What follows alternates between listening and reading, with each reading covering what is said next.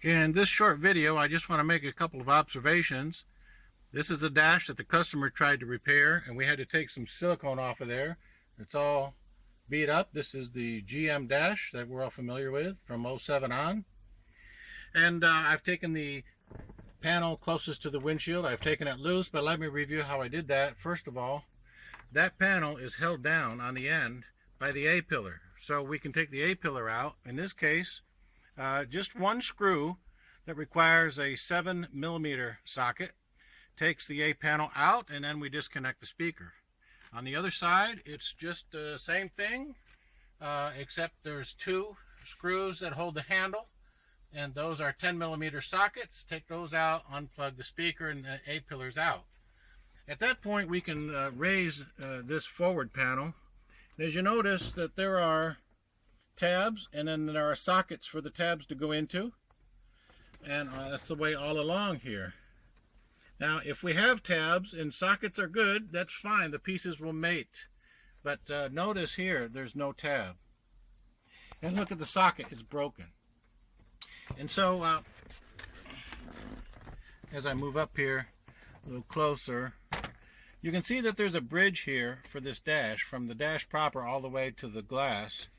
And this bridge is broken. Now the next bridge, giving us any structural support at all, is way the other side of the center vent. And it's right here. Okay, now this happens to be in good shape, and there's the recess for that tab. Unfortunately, there's no tab there either. That's broken. And so because of this long stretch with no support, and there's the center recess is broken, and we do have a tab. So we can't do anything there. But there's no support in the center, and so this is why this thing continues to vibrate and to crack. And this is not the most flexible of dashes. So it's a, I believe, if I'm not mistaken, it's a polypropylene polycarbonate blend. And the polycarbonate, of course, is known to break easily. So anyway, before fixing this thing or attempting to even fix it, we need to consider, is it worthwhile? Because this support is broken, that support is broken there, we have tabs missing. So the dealer is thinking about then the cost of the dash, which is $500, cost of installation is $500, and then you have this forward piece because the tabs are missing.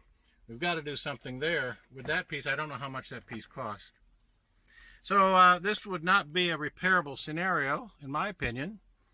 But that shows you some of the difficulties that you'll face in thinking that maybe you want to fix one of these, let alone it takes about 3 hours.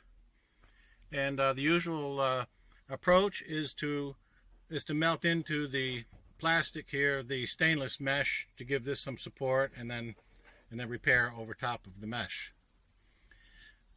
So we have to do something for this dealer. He's stuck with the vehicle. It's a 2010 GM SUV, and at the current time he wants to get about 15 grand out of it, and it can't go like this. Okay, so for each of the areas where we have a tab missing, or the recess here is broken or something, what we've done is we've put some foam here, held in place by some super glue gel on the bottom. And you see, we've done the same in the middle, a piece of foam, and the same on this side where there's no tab.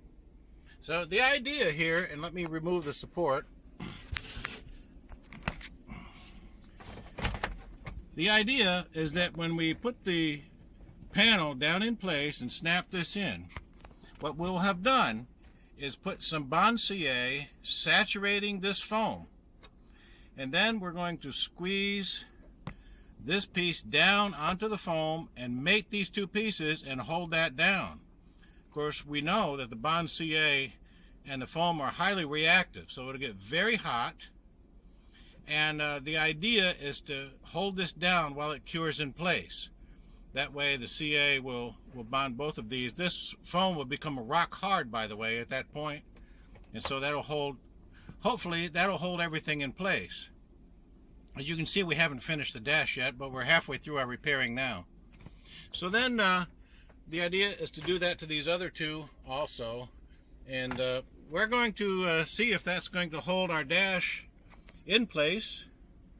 And we're almost ready. We have what we've done so far is you can see this is a rough job here. We've welded, I shouldn't say welded. What we've done is we've melted our stainless mesh into the cracks, and then we have filled over top of that mesh with some plastic rod. Now over top of that we have put 2 layers of epoxy, and then over top of you see the epoxy here. Now over the top of the epoxy we have added 2 separate layers of padded dash filler. Now what the epoxy does, the epoxy gives us our basic structure. It gives us support over the entire area where these brakes are. So it's really giving us a substantial mechanical support here. Whereas the padded dash filler adds no support, but it does give us a nice finish. So at this point, we're ready to 220 sand and feather all of this padded dash filler. And after that, we will texture and color, and then go about replacing their panel like we just talked about, where those foam pieces are. So this is going to be the finished product. I've put the A-pillar trim on, and as you can see, the forward piece against the glass fits just about as tight as we can make it, and it's at least held in place firmly, and A-pillar on over there. So this is the finished overall repair, and maybe I can get over here and we can see the texture a little bit better. And just to highlight again what we've done, first of all, we've embedded the stainless mesh into the plastic, and then we've filled in over top of the mesh with some plastic rod. And what we've used here is instead of a plastic rod, we've used the fiber flex. And so we've put the pieces back together as close as we could, and they didn't make a nice mate finish. However, we anchored them the best that we could, and then we used 2 layers of a 2-part epoxy, and that gave us strength over the entire area to support everything that was put together. And then over top of the epoxy were 2 applications of padded dash filler. And whereas that doesn't have any strength so much, it does give us a nice surface, and it feathers very nicely. And then wherever we still had a pinhole after that, we used just a little bit of a spot filler, a little spot putty. And then for the texture now, for the texture we used the color, and the color that we're using is the base of the color is half plastic primer and half of our leather base. The reason given for that is that the leather base is a bit too soft for the plastic, and the plastic primer itself is a bit too brittle when used straight out on the dash. So we get a combination of both, and this is extremely durable finish.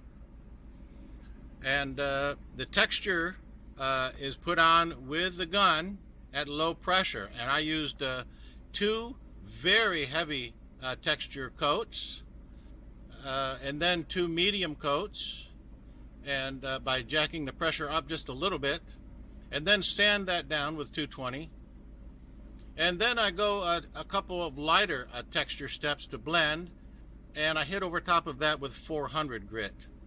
And then 2 very light color applications with the pressure up to a fine atomization, and that completes the job. So anyway, I'm happy with the texture, I'm happy with the blending.